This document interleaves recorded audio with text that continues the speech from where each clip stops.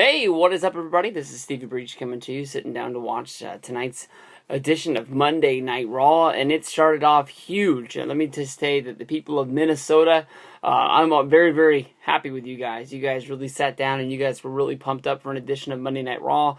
A show that honestly I thought was not going to be that big of a deal, but it turns out after Hogan came out there, you guys gave him a huge ovation. You guys really got into what he was doing, even though it was kind of a lot of a joke. I mean, Hogan came out there dressed up like Santa Claus, wearing the big sort of white beard that you would get from a costume shop, and his suit didn't look as great as as one of the ones like the Mick Foley was buying in his documentary that we've seen him wear on Monday Night Raw a few times. But he came down there and he corrected the fans, basically saying that it was Hogan, and the whole place lit up, man. This was like Hulk Hogan of 1990. People were going bananas all over that place, and you got to tip your hat to those people out there. That's just one of those moments I wish I would have been a part of, as stupid as that sounds. Hulk Hogan opening up Monday Night Raw, basically being the Raw GM. You can think of it a few weeks ago. You had the anonymous Raw GM was brought back, and it was debated whether if it was going to be a one-time thing or if it was going to be the new current storyline that was running with basically maybe the Authority being behind the computer, and they sort of shut that down real fast. And since then, we've had Jericho come back. I think that Seth Green, was he in charge of Raw, or was he just the host of the Slammies? I'm not quite sure. I don't remember. But Hogan, I guess, coming back, and he was the guy who was in charge of Monday Night Raw tonight. He set place a few matches for the show. We were going to see Big Show versus Roman Reigns, which is a match that I think is headlining a lot of house shows on the holiday tour right now. You also had Bray Wyatt versus Dean Ambrose, and not only a street fight, but a Miracle on 34th Street fight, which is going to be going down tonight. From there, he was trying to wrap up his spiel, saying that it was going to be a great edition of Monday Night Raw, that he was going to be going around handing out gifts to the fans, handing out gifts to the superstars in the back. So it seems like we're going to have a little bit more of Hulk Hogan on camera tonight. When John Cena came out, he was all fired up that, the iconic Hulk Hogan was there on Monday Night Raw. From there, Seth Rollins came out and interrupted him, basically saying that he wanted Hogan to give him a gift, and that gift was basically make John Cena bring the Authority back to Monday Night Raw, which made me really wonder. I thought that Rollins had now, accepted a deal to be working with Paul Heyman and Brock Lesnar, sort of being them on the same side. Why is he wanting the Authority to come back? Is that something that's already been dropped, and they're not going anywhere with that? And then we're going back to the crybaby Rollins trying to get Triple H and Stephanie brought back to Monday Night Raw. From there, Hogan said that it was going to be Rollins versus Cena in the opening match of the night tonight. So we got a great main event opener of the Monday Night Raw tonight, and it looks like a pretty good show. I was really saying that this really wasn't going to be great, but it looks like it's really going to be a good one. So we're counting down the big matches tonight: Big Show versus Roman, Bray Wyatt versus Ambrose in a street fight, and Cena versus Rollins to kick it off. It's going to be a good edition of Monday Night Raw tonight. Hey, what up, everybody? This is Stevie Breach. We continue on with the Christmas edition of Monday Night Raw. Here we are on December 22nd, 2014. We talked all about Hogan in the opening segment, basically coming out to the ring and basically setting the tone for what the night was going to be. We were supposed to get two big main event matches, a Big Show versus Roman Reigns, and then we were supposed to get the Miracle on 34th Street street fight between Ambrose and Wyatt, a rematch of what was the main event of TLC, but the third time we've seen this match in a week, seeing how we saw the TLC match, then we saw the boot camp match at Tribute for the Troops, and now here they are on Monday again, fighting in another street fight, sort of watering down what was a special main event on the Big Show right there. But Cena versus Rollins came out. Rollins was sort of complaining about the Authority not being around. Hogan put them in the match. Basically said the match was going to kick off the show tonight, and this was a good match. Nothing really great about it, just a match that was Cena and Rollins, two sort of main event guys, guys that you wouldn't think be going at it in a TV-style main event that would have a clean finish, that would be something that you could say, like, wow, we really saw something go down tonight, and this really was. I don't know if they're setting the tone for Monday Night Raw, having a really good sort of kidsy feel, like the kids are sitting around with the parents watching this on television, and everybody has a good feel, like, oh, gee golly, Cena got the big win here. Nothing really big and special. Probably the biggest spot of the night was a double FU to Mercury and to the security guys. There's Joey Mercury, and there's Jamie Noble. Oh, damn it, I got embarrassed there. Jamie Noble, one of my favorite characters from back in the day, him and Nydia. And then also when he came back solo style, and he had the big sort of retirement angle against Sheamus, where Sheamus just kicked the crap out of him on Monday Night Raw, to the point where he said on WWE.com, I'm done, I can't do this anymore. I'm not going to put myself through this, but fun stuff. But Cena was able to get the win over Rollins. They had a few false finishes in here that were good along the way.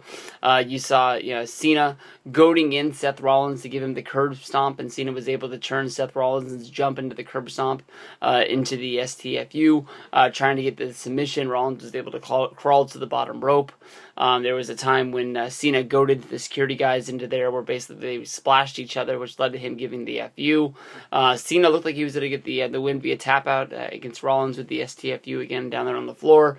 They were able to roll out of that, which led to Cena picking up Rollins and delivering the FU for the 1-2-3, getting the big victory, and everybody was going bananas for that one. It was a good match. Like I said, definitely one you guys should go out of your way to check out. This is what you're going to get down to. I'm guessing that more than likely the next match they're going to be watching on Raw is going to be the street fight, Ambrose versus Wyatt.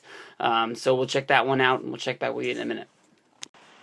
Hey, what up, everybody? This is Stevie Breach continuing with the Monday Night Raw talk. This is the Raw Christmas edition of Monday Night Raw. This is going to be 12/22/2014. Next big match of the night was Big Show going up against Roman Reigns. This is honestly a match that you should really look at if you really think that WWE is getting behind Roman Reigns, pushing him to win the Royal Rumble and go on and beating Brock Lesnar at WrestleMania. If you really believe all the stories that are out there basically saying that, that WWE, Vince McMahon, and Triple H are going to be handing Roman Reigns the brass ring, basically saying it's your time to really go out there and run with the ball. This is going to be your company. You're going to be the new John Cena. That they're going to have a lot of trouble coming their way. Much like last year when the fans turned on Batista for not being the guy that we wanted to see in the main event, you should really look at this match against Roman Reigns. Roman Reigns and Big Show had their heated, confrontation last week. They were throwing punches at each other wildly, trying to knock each other out. And then they go out there tonight and they start their match with a lockup, trying to see who the bigger, stronger man is. Basically, if you look back in time to WrestleMania 25, it was Triple H going up against Randy Orton. We saw Triple H showing up at Randy Orton's house, doing a breaking and entering, beating Randy Orton up in his own living room.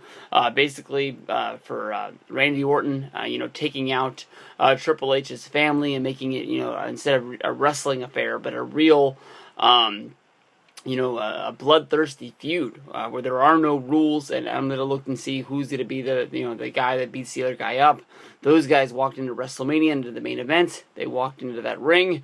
If Triple H was going to go to Randy Orton's house and, throw a sledgehammer through the guy's window and, beat the shit out of him, why would he go to WrestleMania in the middle of that ring and do a lockup?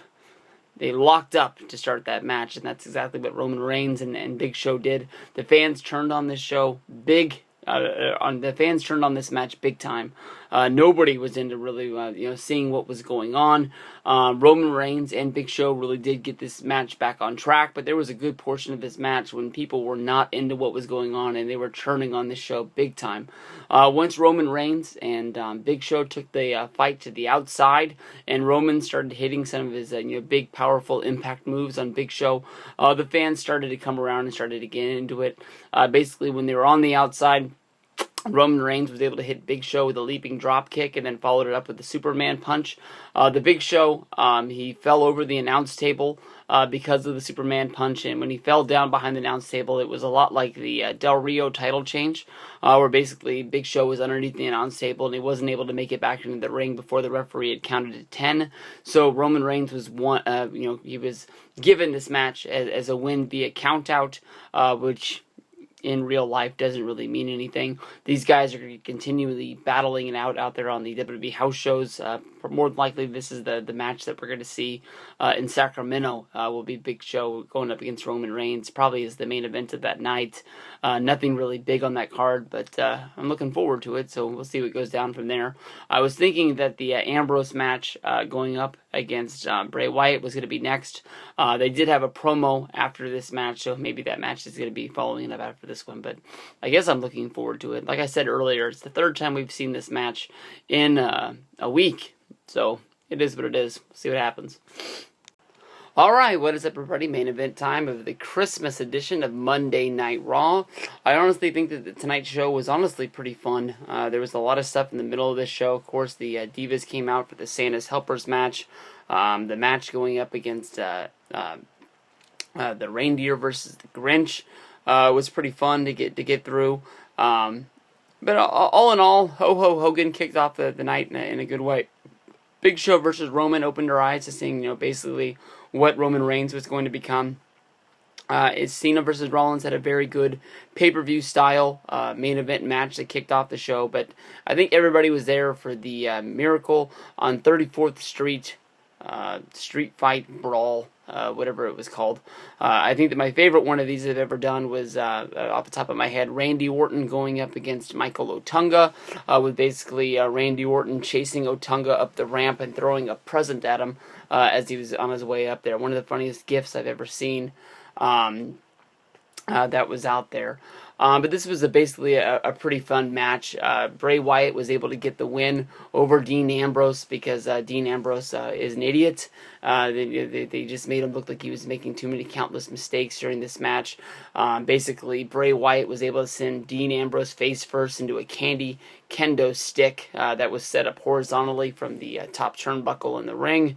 And that was the shot that ended Dean Ambrose for Bray Wyatt to get the win. WWE spared no expense for this match, basically setting up Christmas trees all around the ring. There was all sorts of presents and goodies along the ramp, at the top of the ramp. At one point, the two brawled all the way to the top, where Dean Ambrose opened one of the presents that was at the top of the stage to reveal a steel chair, to a huge pop from the crowd. I think that the crowd responded better to this match than the TLC match or the Tribute to the Troops match that was during last week.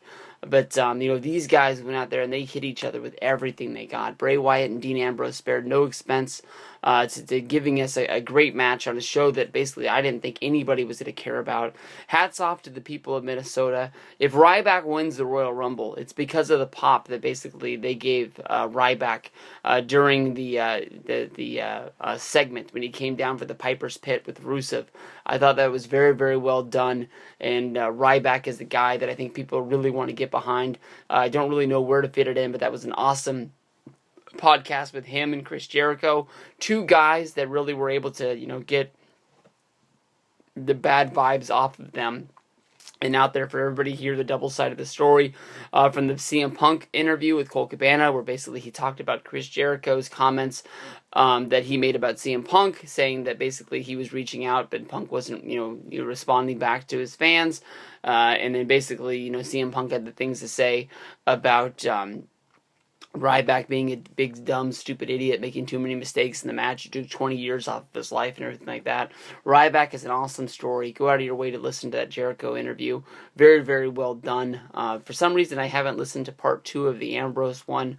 I got to go to my way to check that one out. That's a good way to tie us back in to this match. But basically, there was the presence at the top of the stage that Ambrose opened to reveal a steel chair. Got the big pop of the night for that one.